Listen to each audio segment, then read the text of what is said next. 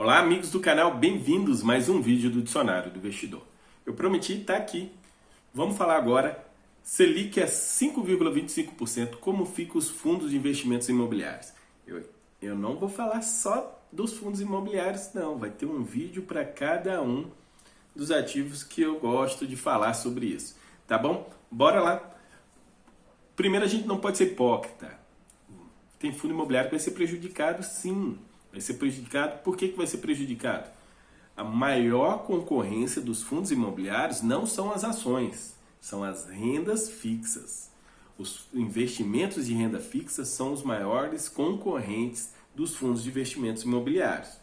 Então, a renda fixa fica mais atrativa, principalmente para os investimentos de liquidez diária.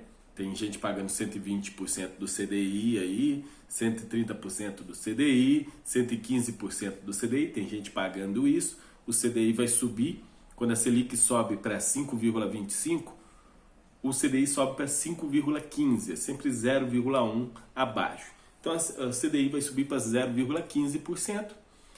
Então vai ser os maiores concorrentes. Quem vai ser prejudicado com isso? Fundos imobiliários de tijolos. O preço no mercado. O mercado tende a equilibrar para que os proventos fiquem mais ou menos o mesmo preço, o mesmo rendimento, ou melhor, um pouco, que os proventos fiquem melhor que os rendimentos da renda fixa. Então, para aumentar o dividend yield, se o provento é fixo, o que vai acontecer? Vai abaixar o preço. Então, fundos imobiliários de tijolos e FOFs normalmente são bem prejudicados. Principalmente FOFs, que quem investe em FOFs são aqueles investidores realmente que não estudam muito os fundos imobiliários. Então são os primeiros a correrem dos fundos imobiliários para ir para a renda fixa. Então os FOFs sofrem por causa disso. Então prejudicados vão com certeza os fundos de tijolos. Por que agora eu vou vender? Não, segue o jogo. Eu ainda falta muito para que eu tenha que comprar de fundos imobiliários, de ações, para poder chegar no momento que eu quero aposentar. Então eu vou continuar, segue o jogo, eu vou comprando. Gente, eu ainda não tenho 15% do que eu quero ter da minha aposentadoria. Então falta 85% para comprar. E estando mais barato, melhor, vou comprar. Um dia o mercado é cíclico. A Selic sobe, a Selic cai, os juros futuros sobem, os juros futuros caem, os fundos imobiliários sobem, os fundos imobiliários caem. E é assim, dessa maneira. Então, esses provavelmente já estão sendo prejudicados, tá, gente? A gente já vem, muita gente está perguntando há muito tempo por que está caindo, por que está caindo. Porém, a meta da Selic num determinado tempo era só 5%, depois foi 6%, e agora já estão falando de possível Selic ao final do ano a 7%. Aí, toda vez que essa meta aumenta, o mercado precifica os fundos imobiliários para baixo. Mas vamos com calma, continua o jogo, continua o plano. Quem tem um plano sempre chega lá. Agora vamos falar daqueles que vão ser favorecidos com isso. Tem fundo imobiliário que vai ser favorecido, sim. Quais são dois tipos que são? Um é óbvio, que todo mundo sabe, são aqueles fundos imobiliários que investem em papéis indexados ao CDI. Se aumentou o CDI, eles vão pagar maior rendimento. Esse 1% a mais que vai significar mais ou menos 1% a mais de rendimento ao ano. Então, quem são esses papéis?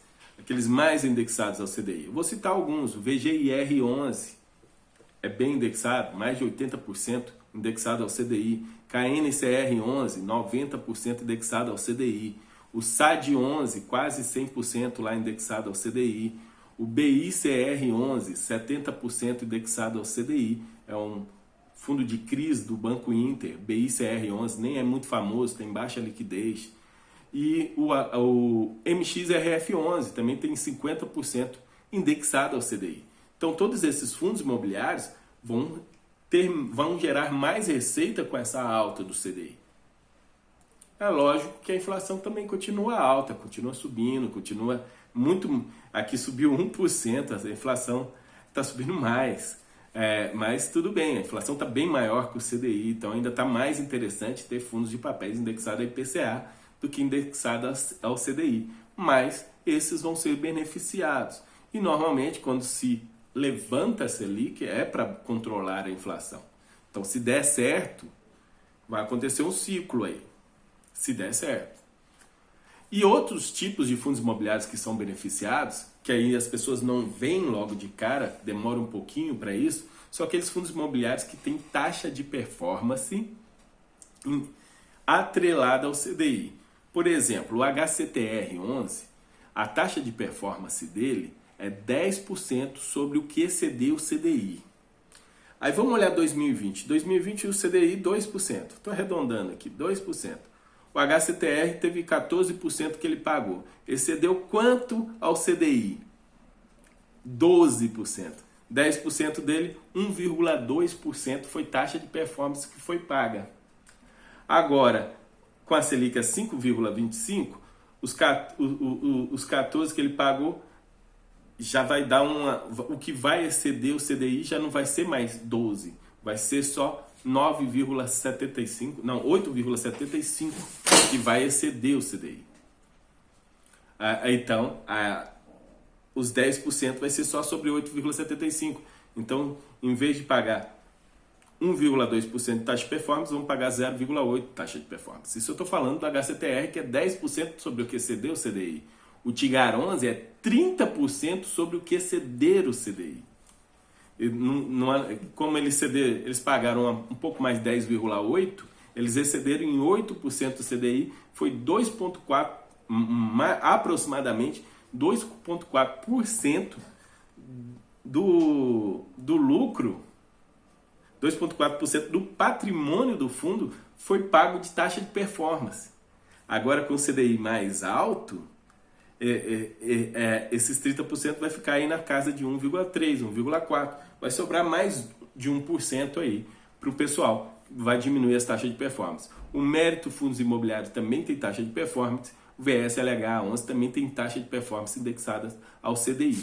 Então, alguns fundos imobiliários que têm taxa de performance ligada ao CDI vão pagar menos taxa de performance, sobrando mais para nós cotistas. Tá certo? Selic é 5,25% em fundos imobiliários. Esses são os impactos logo de cara. Deixa seu like aí, inscreva no canal e comente aí. Continua firme e forte em fundos imobiliários? Eu continuo. Até a próxima!